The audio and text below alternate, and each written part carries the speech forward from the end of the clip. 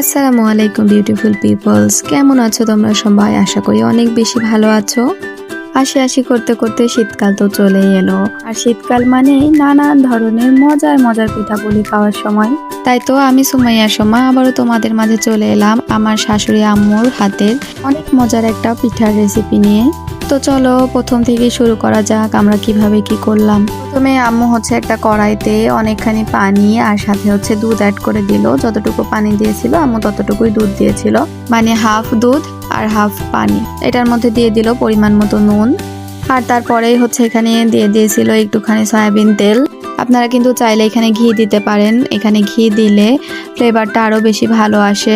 আম্মু সবসময় এখানে ঘি ইউজ করে, কিন্তু ওই দিন আমাদের বাসায় যেহেতু ঘি ছিল না, সেই জন্য আম্মু সয়াবিন তেল দিয়েছে। আর তারপরে 3-4 চামচ মতো চিনি দিয়ে দিয়েছিল। সবকিছু দেওয়ার পর ভালোভাবে ফুটিয়ে নিতে হবে। পানিটা যখন অনেক বেশি ফুটবে তখন ময়দা দিয়ে দিতে হবে।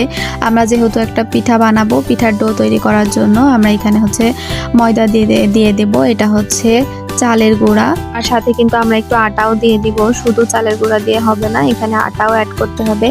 আর আটা বলতে দোকানে যে কিনতে পাওয়া যায় প্যাকেট ময়দা, সাদা ময়দা, ওইটার কথা আমি বলছি। দুই ধরনের ময়দা দেওয়ার পরে ভালোভাবে নেড়ে চেড়ে রান্না করে নিতে হবে। আর এই পিঠার জন্য ডোটা রেডি করার সময় খুব ভালোভাবে খেয়াল রাখতে হবে যে পানিটা যেন খুব বেশি ফুটন্ত পানি হয়, তাহলে ময়দাটা কিন্তু মাখানো ভালো হবে। আর পানি যদি ঠান্ডা থাকে একটু বা কম ফুটন্ত পানি হয়, তাহলে কিন্তু ময়দা মাখানোটা ভালো হবে না। আর পিঠার মধ্যেও কিন্তু শক্ত থেকে যাবে, পিঠাটাও ভালো হবে না।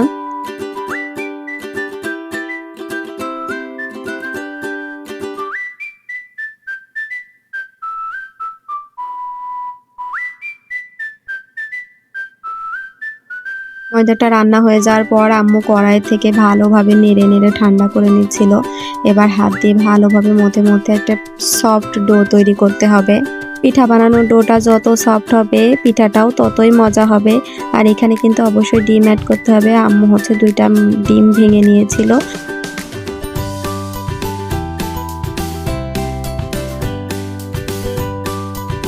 ময়দাটা ভালোভাবে ঠান্ডা হয়ে যাওয়ার পর আম্মু হাত দিয়ে অনেক ভালোভাবে মথে নিচ্ছিল, যেন পিঠার ডোটা খুবই সফট হয়। তারপরে আম্মু আস্তে আস্তে করে ডিম দিয়ে দিচ্ছিল। ডিমটা একবারে দিলেও হবে, তবে আস্তে আস্তে করে দেওয়াই ভালো। একটু একটু করে দিয়ে একটু একটু করে মাখিয়ে নিতে হবে। ডিম যদি বেশি হয়ে যায় তখন ময়দাটা আবার একটু পানি পানি হয়ে গেলে তখন সমস্যা, ভালো করে পিঠার ডিজাইনটা করা যাবে না। আম্মু ডোটা রেডি করার সময় অল্প অল্প করে ডিম দিচ্ছিল, আবার মাখিয়ে নিচ্ছিল, আবার একটু একটু করে ডিম দিচ্ছিল। তারপরে আম্মু আবার একটু তেল দিয়ে দিল, তেল দিয়ে আবার ভালো করে মাখিয়ে নেবে। এই তো এই পর্যায়ে আমাদের ডোটা একদম পারফেক্ট, একদমই রেডি পিঠা বানানোর জন্য। তোমরা দেখে নিশ্চয়ই বুঝতে পারছো আমাদের ডোটা কতটা সফট হয়েছে। এবার আমাদের ডিজাইন করার পালা। আম্মু ইচ্ছা মতন অনেকগুলা ডিজাইন করেছিল, ফুল পিঠা বানিয়েছিল, পাকা পিঠা বানিয়েছিল। আম্মু এখন যেটা বানাচ্ছে এটা পাকা পিঠা। আর এই পাকা পিঠা ডিজাইনটা কিন্তু আম্মু সিগনেচার ডিজাইন। সত্যি বলতে এরকম ডিজাইন আমার খুব কমই দেখা হয়েছে। অনেকবারই এই পিঠা খেয়েছি, তবে এই ডিজাইনটা আমার কখনো দেখা হয়নি। তো যাই হোক, আম্মুর বানানো প্রত্যেকটা ডিজাইন তোমাদের সাথে শেয়ার করব। মোর বানানো প্রত্যেকটা ডিজাইনই খুব সুন্দর, তবে এই পাকা পিঠা ডিজাইনটা বেশি সুন্দর। আর এই পিঠাটা দুধে ভিজালে খুব তাড়াতাড়ি ভিজে যায়, খেতেও অনেক মজা লাগে। আম্মু পিঠাগুলা ভিজানোর জন্য দুধের রসটা রেডি করে নিচ্ছিল। আম্মু এখানে 2 লিটার দুধ নিয়েছিল, অনেকক্ষণ জাল করে ভালোভাবে শুকিয়ে একটু ঘন করে নিয়েছিল। তারপরে আম্মু দুধের মধ্যে 2টা তেজপাতা, দারুচিনি আর 2টা থেতো করা এলাচ দিয়ে দিছিল।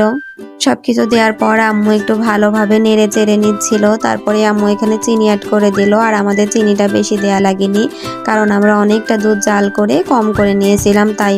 তারপরে চিনিটা দেওয়ার পর আম্মু অনেকক্ষণ ধরে ভালোভাবে আবারও দুধটা জাল করে নিচ্ছিল। খুব ভালোভাবে দুধটা ফুটিয়ে ফুটিয়ে জাল করে নিল আম্মু।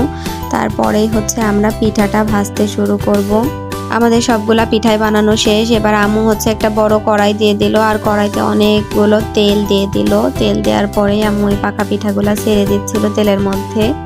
এবার পিঠাগুলা খুব ভালোভাবে ভেজে নিতে হবে। পিঠাগুলা যতক্ষণ না গাঢ় বাদামি রঙের হয়ে যায় ততক্ষণ পর্যন্ত ভেজে নিতে হবে। আমার তো বেশি গাঢ় ভাজা পিঠাগুলা বেশি মজা লাগে। তোমরা চাইলে হালকা করেও ভেজে নিতে পারো। তারপরে এই যে আমাদের পিঠা ভাজা শেষ।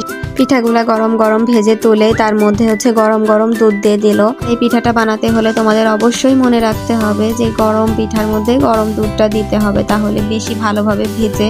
তারপরে আম্মু সারা রাতের জন্য রেস্টে দিয়ে রাখছিল পিঠাগুলো যেন ভালোভাবে ভেজে। আর এই যে আমাদের সকালবেলা উঠে শীতের সকালের পিঠা কতটা সুন্দর হয়েছে তোমরা দেখেই বুঝতে পারছো।